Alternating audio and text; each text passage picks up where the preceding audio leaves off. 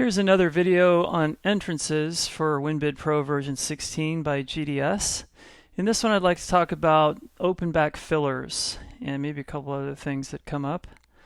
So first thing we'll do is go to our entrance tab here, entrances tab, and I've got a pair of doors here in panels 3 and 4, and which is why we have the divided transom light since it's 2 panels. And remember that with 2 panels I can adjust these light widths independently, so with the adjust panels tab. So that's why we do it in multiple panels now. So let's edit the door frame for this elevation.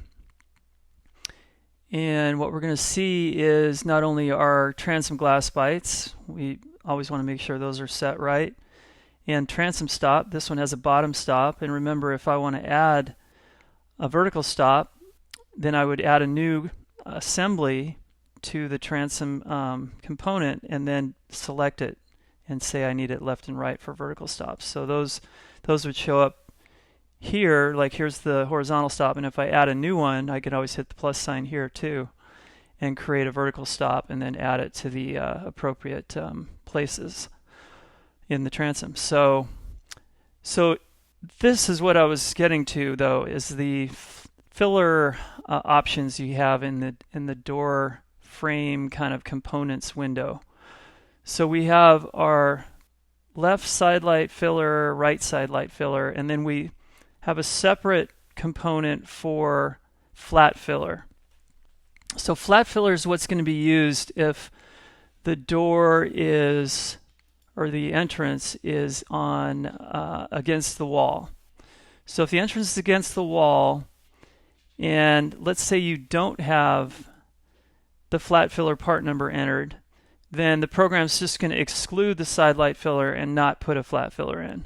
But if you know that your door jamb, your open back door jamb, needs a flat filler, or you want that flat filler at a wall jamb, then you need to make sure you enter a flat filler part number, and the program will know to use that.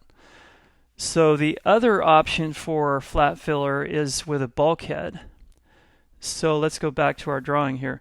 So this drawing has an 18-inch bulkhead on the left. So we can actually tell the settings there in the door frame window whether we want pocket filler here and nothing below where the bulkhead is. So it would basically stop the pocket filler at the sill.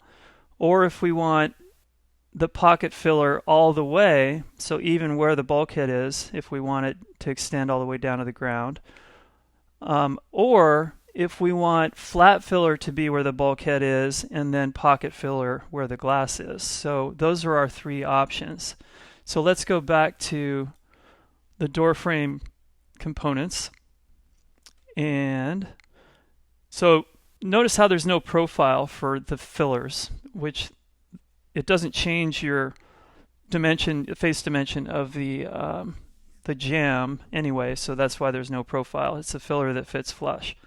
So these are your pocket fillers, and this is the setting. So if I want flat filler to be where the bulkhead is, so filler along bulkheads, as long as I have a flat filler part number, the program's going to pick that up where the bulkhead is and then use the pocket filler for the rest of the jamb.